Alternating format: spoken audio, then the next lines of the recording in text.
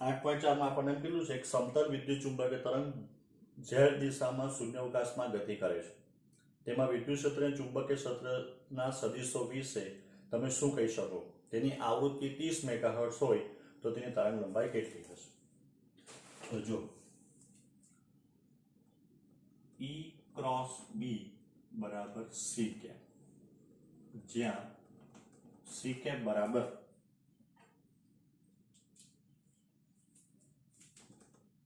વિદ્યુત ચુંબકીય તરંગને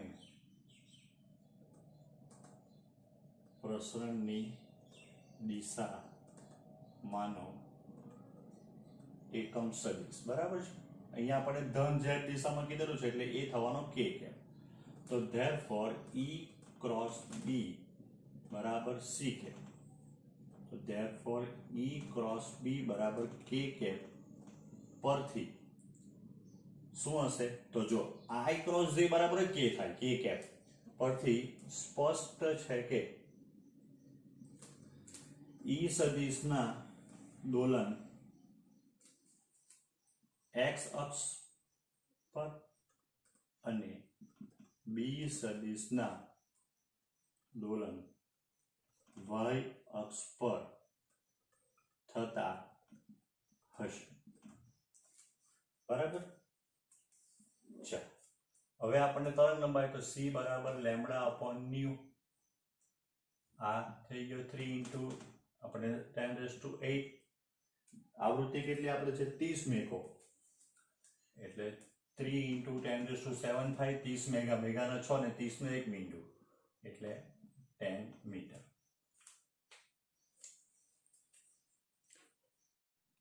નેક્સ્ટ 8.5 સ્વાધ્યાયનો એક રેડિયો 7.5 મેગાહર્ટ્ઝ થી 12 મેગાહર્ટ્ઝની વચ્ચે કોઈ રેડિયો સ્ટેશનને ટ્યુન કરી શકાય છે. આને અનુરૂપ તરંગ લંબાઈનો ગાળો કેટલો હશે? તો જો પહેલા આપણને ન્યુ1 બરાબર આપેલું છે 7.5 મેગાહર્ટ્ઝ એટલે કે ભાઈ 7.5 10⁶ હર્ટ્ઝ.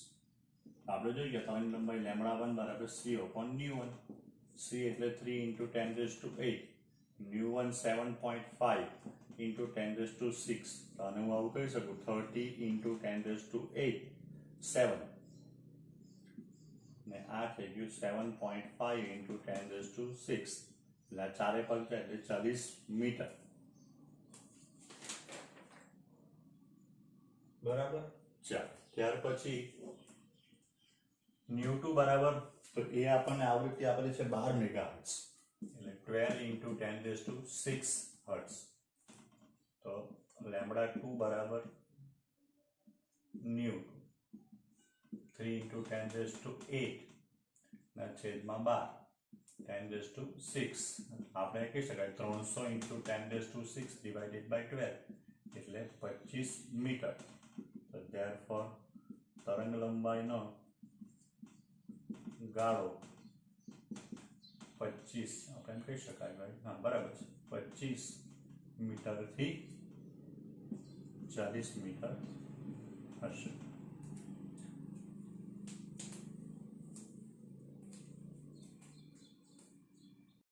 આઠ 8.7 સ્વાધ્યાયનો નાનો મોટો MCQ જેવો છે. શૂન્યાવકાશમાં રહેલ હાર્મોનિક વિદ્યુત ચુંબકીય તરંગનો ભાગ વિદ્યુત હોય તેવા ચુંબકીય ક્ષેત્રનો કંપ વિસ્તાર B0 બરાબર 510 નેનો ટેસ્લા છે. તરંગનો આ ભાગ હોય એવા વિદ્યુત ક્ષેત્રનો કંપ વિસ્તાર કેટલો? આપણી પાસે સૂત્ર છે E0 by B0 is equals to C. So therefore E0 બરાબર C into B0. આ 3 into 10⁸. B0 510 નેનો ટેસ્લા એટલે 10⁻⁹ ટેસ્લા એટલે આ થઈ જવાનું તમારું 153 ન્યૂટન પર કુલમ.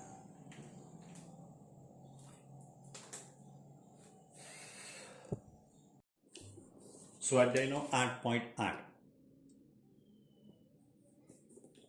ધારો કે એક વિદ્યુત ચુંબકીય તરંગના વિદ્યુત ક્ષેત્રનો કંપ વિસ્તાર E0 બરાબર 120 nano coulomb newton per coulomb, આવૃત્તિ ન્યુ બરાબર 50 મેગાહર્ટ્ઝ છે, તો B0 ઓમેગા કે લેમ્બડા શું, તો E અને B ના સૂત્રો તારો.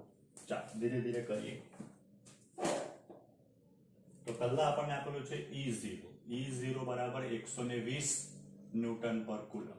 ન્યુ બરાબર આપણને આપેલું છે 50 into 10⁶ હર્ટ્ઝ મેગો એટલે બરાબર છે. ચાલો તો પહેલા E0 by B0 is equals to C.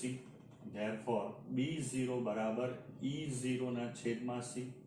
120 આ થઈ ગયું 3 into 10⁸ એટલે આ થઈ ગયું 40 into 10⁻⁻8 અથવા 4 into 10⁻⁻7 ટેસ્લા.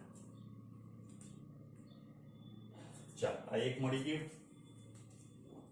હવે ઓમેગા બરાબર 2 પાઈ ન્યુ, 2 3.14 ગુણ્યા 50 into 10⁶. એટલે ઓમેગા બરાબર આપણે ગણતરી કરીએ તો 3.14 into 10⁸ 8 આ 100 થઈ ગયો એટલે 10⁸ રેડિયન પર સેકન્ડ. બરાબર છે. ચાલો હવે આપણને મળશે લેમ્બડા. તો લેમ્બડા બરાબર C upon ન્યુ. C એટલે 3 into 10⁸. ન્યુ બરાબર 50 into 10⁶. એટલે લેમ્બડા બરાબર આપણને મળવાનું 6 મીટર. કે તરંગ સદિશ k બરાબર 2 પાઈ upon લેમ્બડા. 2 3.14 divided by 6. તો k આપણને કેટલો મળવાનો 1.05 મીટર, સોરી રેડિયન પર મીટર એનો એકમ. ચાલો હવે આપણને E અને B ના સૂત્ર તારવા કીધેલા છે. તો આપણે પહેલા ધારી લઈએ કે જો વિદ્યુત ચુંબકીય તરંગના પ્રસરણની દિશા x દિશા હોય તો E ક્રોસ B બરાબર C કેપ, જ્યાં C કેપ બરાબર વિદ્યુત ચુંબકીય તરંગના પ્રસરણની દિશામાંનો એકમ સદિશ. પરથી શું છે, સ્પષ્ટ છે કે E ના દોલન y અક્ષ પર, કારણ કે જે ક્રોસ k બરાબર I થવાનું, આ જે હોય આ k હોય તો જ આ છે તે I થાય. આપણે ધાર્યું તો x અને B ના દોલન z અક્ષ પર થશે. તો આપણી પાસે સૂત્ર છે, યાદ કરો, સદિશ E બરાબર E0 sin omega t minus kx. બરાબર. તો therefore સદિશ E બરાબર E0 120 આપણને આપેલું છે, sin ઓમેગા કેટલો છે, તો ઓમેગા આપણે 3.14 into 10⁸ t માઇનસ k, કે આપણો 1.05 x into j કેપ ન્યૂટન પર કુલમ. બરાબર. ને એ જ પ્રમાણે B નું સૂત્ર લખીએ તો B બરાબર, તો B0 આપણે, તો B બરાબર B0 sin omega t minus kx. અહીંયા સદિશ નહીં લખીએ જોઈએ તો પછી B0 આ કેટલો આવ્યું, B0 4 into 10⁶ minus 7 sin omega એટલે 3.14 10⁸ t minus 1.05 x k cap tesla.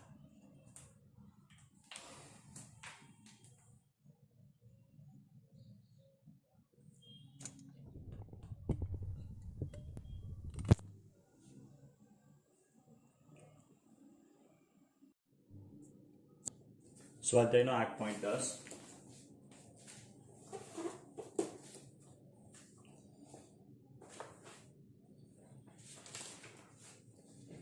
એક સમતલ વિદ્યુત ચુંબકીય તરંગમાં વિદ્યુત ક્ષેત્રના જયાવર્તી દોલનોની આવૃત્તિ, જયાવર્તી એટલે તો એ સાઇન કહેવાય, 2 × 10⁻10 હર્ટ્ઝ અને કંપ વિસ્તાર 48 વોલ્ટ પર મીટર છે. તરંગની તરંગ લંબાઈ કેટલી? દોલન કરતા ચુંબકીય ક્ષેત્રનો કંપ વિસ્તાર કેટલો? દર્શાવો કે વિદ્યુત ક્ષેત્ર E ની ઉર્જા ઘનતા ચુંબકીય ક્ષેત્ર B ની સરેરાશ ઉર્જા ઘનતા જેટલી છે. ચાલો પહેલું આપણને તરંગ લંબાઈ પૂછેલી છે, તો લેમ્બડા બરાબર સૂત્ર આવે C/μ, આ 3 × 10⁸. આવૃત્તિ કેટલી આપેલી છે? તો 2 × 10⁻10. એટલે તરંગ લંબાઈ જે આવવાની એ થવાની 1.5 10⁻⁻2 મીટર.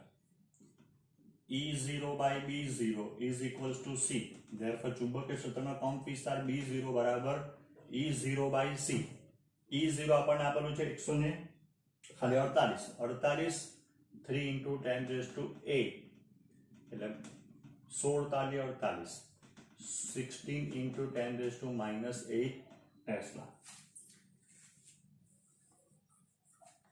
હવે આપણને એમ કીધેલું છે કે જો વિદ્યુત ચુંબકીય તરંગની સરેરાશ ઉર્જા ઘનતા તો 1/2 ε0 E². આપણી પાસે સૂત્ર છે. આમાંથી અડધી ઉર્જા ઘનતા જે છે એ વિદ્યુત ક્ષેત્રને લીધે છે ને અડધી ઉર્જા ઘનતા ચુંબકીય ક્ષેત્રને લીધે છે. તો આપણે એમ કહી શકાય કે વિદ્યુત ક્ષેત્રને લીધે સરેરાશ ઉર્જા ઘનતા, તો એને હું ધારો કે ρe લખું તો 1/4 થાય, અડધાનું અડધું એટલે π થવાનું ε0E². બરાબર છે. જો ચુંબકીય ક્ષેત્રને લીધે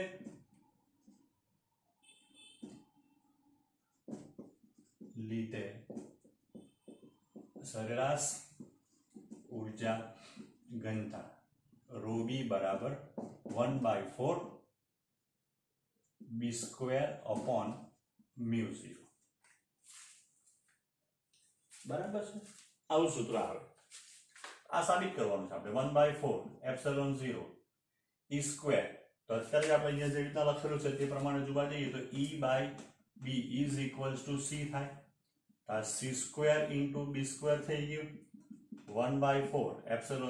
C² એટલે 1/μ0 ε0, કારણ કે C બરાબર વર્ગમૂળમાં 1/√ε0 μ0.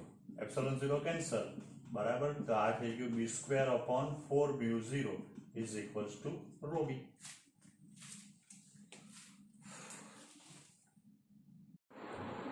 હવે આપણી ફર્સ્ટ ટર્મિનલ એક્ઝામ જે છે એ નજીક છે. બરાબર, તો એના વિશે થોડુંક ડિસ્કસ કરી લઈએ આપણે, જેથી કોઈને કંઈ મૂંઝવણ કે પ્રશ્ન હોય તો એ સોલ્વ થઈ જાય. સૌથી પહેલાં વાત કે આ એક્ઝામ બધાએ પહેલાં તો સિરિયસલી આપવાની છે. બરાબર, તમને કદાચ થોડી ઘણી એપ ઉપર અથવા મેસેજ આવી ગયા છે કેવી રીતના એક્ઝામ આપવાનું હોય. તમારે ઘરે રહીને એક્ઝામ આપવાની છે, એટલે પહેલું તો એ સૌથી ઇમ્પોર્ટન્ટ વસ્તુ એ છે કે તમે ટાઈમ બાઉન્ડમાં એક્ઝામ આપો અને કોઈ પણ જાતનું ચીટ કર્યા વગર એક્ઝામ આપો. કારણ કે બોર્ડની એક્ઝામ ક્યારે લેવાશે અને કઈ પરિસ્થિતિમાં લેવાશે તો એ હજુ નક્કી નથી, પણ લેવાશે એ વાત નક્કી. એટલે આપણી આ પ્રેક્ટિસ ટેસ્ટ એમ માનવાનું, જેવું રિઝલ્ટ આવે તેવું. બરાબર, જે આવશે તે એ સાચું આવશે. બરાબર છે. ધારો કે કોઈનું રિઝલ્ટ બહુ ખરાબ આવશે કોઈ સબ્જેક્ટમાં અથવા બધા સબ્જેક્ટમાં, તો એ દરેક ફેકલ્ટીને ખબર પડી જશે કે નહીં, આ વિદ્યાર્થી કે આ સ્ટુડન્ટને હવે આ રીતની મહેનત કરાવવી જરૂરી છે. આપણે બધા નીટના સ્ટુડન્ટ છે, આપણને ખબર છે. બરાબર, પણ બોર્ડની એક્ઝામ બી આપણા માટે એટલી જ ઇમ્પોર્ટન્ટ છે આપણે ક્વોલિફાય થવા માટે. ગયા વર્ષે ઘણા બધા સ્ટુડન્ટ એવા હતા જે નીટમાં સારો સ્કોર કરી શકતા હતા, પણ બોર્ડમાં જ ક્વોલિફાય નહીં થયા એટલે નીટની એ લોકોએ પ્રિપેરેશન બંધ કરી દીધી. 12 G4 વાળાને તમે જોવું કે અથવા G5માં બી અમુકના કે એ લોકોના બોર્ડમાં પણ એટલા સારા પર્સન્ટેજ હતા, જે આપણા ટોપ 10 નીટમાં હશે તે ટોપ 10 બોર્ડમાં હશે.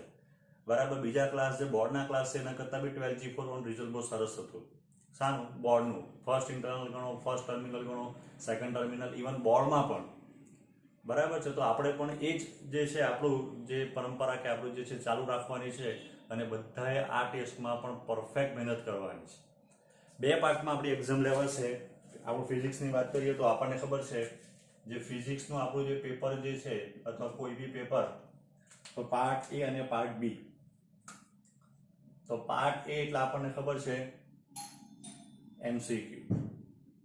બરાબર, આપણે આની પૂરતી પ્રેક્ટિસ કરી છે. મેં તમને મોકલાવ્યા બી છે MCQ. જે બાકી છે તે 1-2 દિવસમાં અથવા આજે જ તમને કદાચ મળી જશે. બરાબર છે. એમાંથી મોટી ભાગના MCQ પૂછાશે. આપણે જે લેવલના MCQ નીટમાં કરીએ છીએ એના કરતાં ઘણા ઓછા નીચા લેવલના આ ટેસ્ટમાં પૂછાશે. બોર્ડમાં પણ એના કરતાં નીચા લેવલના પૂછાશે. એટલે આમાંથી 50 આઉટ ઓફ 50 તમને મળી જવાની પૂરેપૂરી શક્યતા છે, જે લોકો મહેનત કરતા છે એ લોકો માટે. પાર્ટ બી નો આપણે વાત કરીએ તો પાર્ટ બી જે છે એ આપણી થિયરીનો પાર્ટ છે.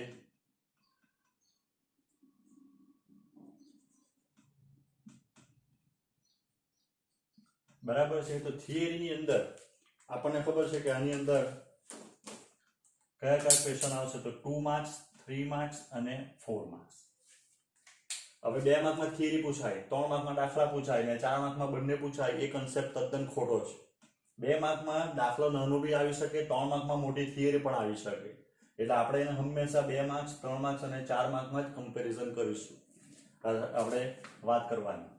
હવે સૌથી ઇમ્પોર્ટન્ટ વસ્તુ છે કે પેપર એટેમ્પ કેવી રીતના કરવું. પહેલા તો બધી પૂરેપૂરી તૈયારી કરવાની. તૈયારીની આપણે વાત કરીએ તો જો આપણા જે 8 ચેપ્ટર છે, જે લોકો 8એ 8 કરી શકતા હોય તો વેલ એન્ડ ગુડ. ન કરી શકતા હોય તો ધારો કે 6 ચેપ્ટર કરો પણ એ પરફેક્ટ કરો. 7 ચેપ્ટર કરો, પરફેક્ટ કરો. બરાબર છે. 3 કરો તો પરફેક્ટ, પણ 3 એટલા નહીં. આપણે તો અડધું વર્ષ પતી ગયું. એટલે 6, 7, 8 જેટલા થાય એટલા પણ પરફેક્ટ કરો. હજુ બી તમારી પાસે સમય છે. થોડું નીટ હવે ઓછું કરીને ટર્મિનલ તરફ થોડું વધારે મહેનત કરીને તમે એને પતાવી શકો. આ બી એટલી જ ઇમ્પોર્ટન્ટ ટેસ્ટ છે. એટલે તમારી મહેનત તમારી પરફેક્ટ હોય. જે કોઈ ચેપ્ટર કર્યું તો એ ચેપ્ટરના થિયરી, દાખલા, MCQ બધું કરો. બરાબર છે. જે આ ચેપ્ટરના દાખલા કર્યા, પહેલા ચેપ્ટરની થિયરી કરી, આ ચેપ્ટરના MCQ કર્યા, તો એ બરાબર થશે નહીં. એટલે એકવાર પરફેક્ટ થિયરી થઈ ગયા પછી પેપર કેવી રીતના એટેમ્પ કરવું. તમારે 2 કલાકમાં પાર્ટ બી લખવાનો છે. બરાબર છે. આમાં આપણે બહુ ડિસ્કસ કરવાની જરૂર નથી, કારણ કે આપણે MCQ તો આપણે બહુ પ્રેક્ટિસ કરી છે 11, 11માં અને 12માં બી. એટલે આમાં તમને બહુ પ્રોબ્લેમ થાય એવું મને લાગતું નથી. આમાં તમને પ્રોબ્લેમ થાય એવું લાગતું છે. એમાં 2 પ્રોબ્લેમ આવશે. એક કે તમારે તો પહેલા 8એ 8 ચેપ્ટરની પ્રિપેરેશન કરવી કે કેમ. તો મારા મત મુજબ જે લોકો સારું પરફોર્મન્સ કરતા છે, જે લોકો આપણા સ્ટાર સ્ટુડન્ટ છે, બરાબર, એ લોકો બધું જ કરે અત્યારે. એટલે તમારું બધું ક્લિયર થતું જશે. બરાબર. ત્યાર પછી પેપર એટેમ્પ કે પેપરમાં તમને ટાઈમ ઘટવાની શક્યતા છે. હવે તમે એમ થાય કે હું ઘરે રહીને આપીશ, બરાબર છે, તો ચાલો કઈ વાંધો નહીં. 2.5 કલાક કે 2.5 કલાક એટલે કોને ખબર પડશે, તો એ ચીટિંગ કહેવાશે. 2 કલાક એટલે પૂરો 2 કલાક જ લેવાનો છે. જો ઘટે, બરાબર છે, આપણે બોર્ડને ધ્યાનમાં લેવાનું છે. બોર્ડની એક્ઝામ ઘરે બેસી નથી આપવાની.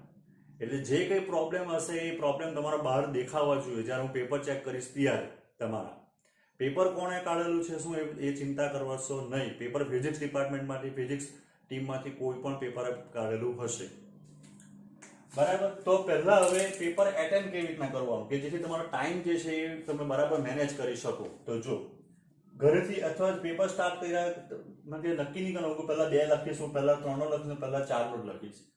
પહેલા 2 ને ચાન્સ આપવાના. 2 ને ધારો કે તમને એવું લાગે કે 4 માર્કના બહુ સરસ છે, બંને 4 આવડે એવા છે, બરાબર છે. આપણને ખબર છે કે આમાં 8 ક્વેશ્ચન આવશે, આમાં 6 ક્વેશ્ચન આવશે અને આમાં 4 ક્વેશ્ચન. બરાબર. તો ધારો કે તમે 4 માર્કના જે તમને બધા જ આવડતા છે તો લખવા જાઓ. જરા ડગું મગું છે, તમને દાખલા બહુ સરસ આવડતા છે મોટે ભાગે, અથવા જે થિયરી બી નાની નાની પૂછાય છે, કોઈ બી તમને બધું આવડતું છે, તો પહેલા 2 માંથી એક સેક્શન એટલે કે સેક્શન બી, આ સેક્શન સી ને સેક્શન એ. તો સેક્શન બી તમને બરાબર આવડતો છે તો પહેલા બી લખો અથવા સી લખો. ધારો કે તમે પહેલા બી લખો છો તો બી માં તમારે 6 × 5 મિનિટ આ તમારા માર્ક્સ છે, આ ટાઈમ છે, એટલે તમારું 30 મિનિટ થઈ ગઈ. બરાબર છે. કોઈ દાખલો નાનો પૂછાશે, કોઈ દાખલો મોટો પૂછાશે, પણ 5 મિનિટમાં દાખલો ગણાઈ જાય એવો દાખલો બોર્ડમાં પણ પૂછાય છે અને એપ્લાય એક્ઝામમાં બી એવા જ પૂછાશે. પછી ધારો કે તમે સેક્શન સી લઈ તો 4 × હું ધારો કે તમને 10 મિનિટ આપું છું કારણ કે થિયરી આવશે તો કદાચ એવું બને કે 12 મિનિટ થાય, દાખલા હોય તો 8 મિનિટ થાય, એવરેજ આપણે ગણીએ તો 10 મિનિટ, 40 મિનિટ થઈ ગઈ. એટલે 2 કલાકમાંથી 70 મિનિટ જે છે એ આપણી પતી ગઈ 120 મિનિટમાંથી. હજુ આપણી પાસે કેટલી મિનિટ છે? 50 મિનિટ બાકી છે. હવે આપણે સેક્શન એ હંમેશા છેલ્લે જ લખવા જવાનો 2 માર્ક્સનો. 2 માર્ક્સમાં 2 માર્કમાં જેટલું આપેલું હોય, જે પૂછેલું હોય એટલું જ લખવું. ઇવન એની કોઈમાં બી તમારા ટોટલ જે છે તમે 18 ક્વેશ્ચન થાય, તમે એક લીટી બી વધારે લખશો ને તો 18 લીટી વધારે લખશો. તો 18 લીટી વધારે લખશો એટલે કે તમે 2 થિયરી કે 1.5 થિયરી જેટલી વધારે લખશો તો તમને ટાઈમ ઘટશે. એટલે પરફેક્ટ મુદ્દા વાઇઝ પોઈન્ટ ટુ પોઈન્ટ જે માગેલું છે, આપેલું છે, શું છે એ ધ્યાનમાં રાખીને બિનજરૂરી લખવું નહીં. વિદ્યુત ચુંબકીય તરંગની લાક્ષણિકતા, વિદ્યુત ચુંબકીય તરંગની લાક્ષણિકતા નીચે મુજબ છે, આમ છે, તેમ છે, આ બધું લખવાની જરૂર નથી. પરફેક્ટ જે તમને આપેલું છે તે જ તમારે પૂછેલું છે એ જ તમારે લખવાનો પ્રયત્ન કરવાનો. ત્યાર પછી તમારો એની વાત કરીએ તો 8 ક્વેશ્ચન છે, તો 8 મલ્ટીપ્લાય બાય 5 મિનિટમાં તમે લખી કાઢો તો તમારી 40 મિનિટ થઈ. એટલે કે 110 મિનિટમાં તમારું પેપર લખાઈ જાય. તો બી તમારી પાસે 10 મિનિટ જે છે હજુ બચે. બરાબર છે.